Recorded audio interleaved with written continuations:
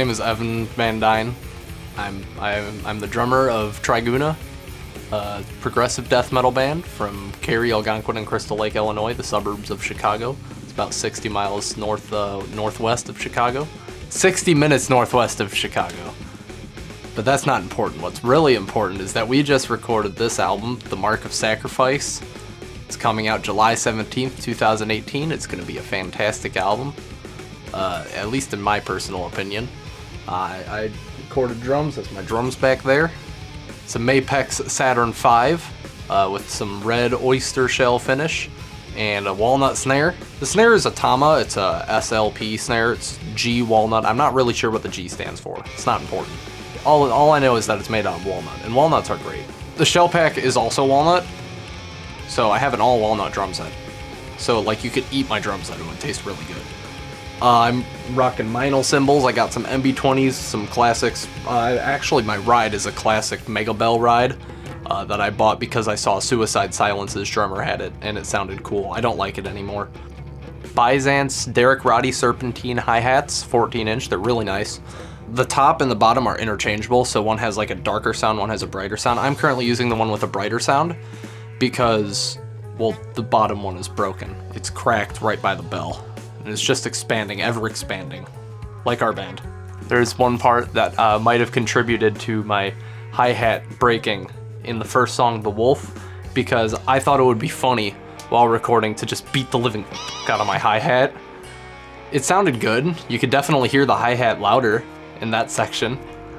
So it's a lot more vibrant. I don't recommend that. Don't try this at home. Mythbusters, oh wait, I can't say that. It's a movie. We have to get their parental permission.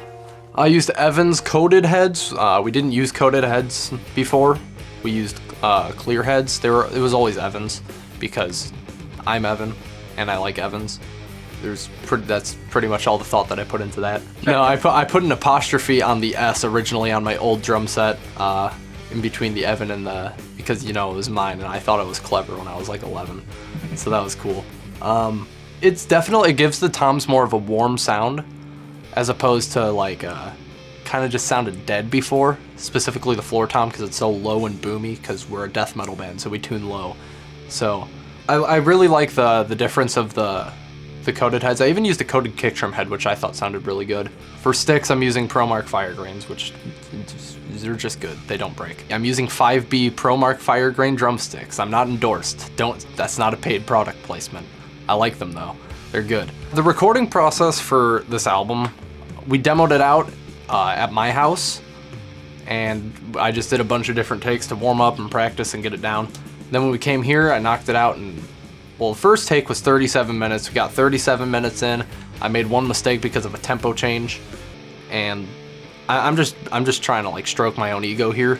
But yeah, I made one mistake, and then I did the rest. So it was basically 2 takes on a 52-minute album, all written as one song, because we liked Colors by Between the Buried and Me, and they did the same thing.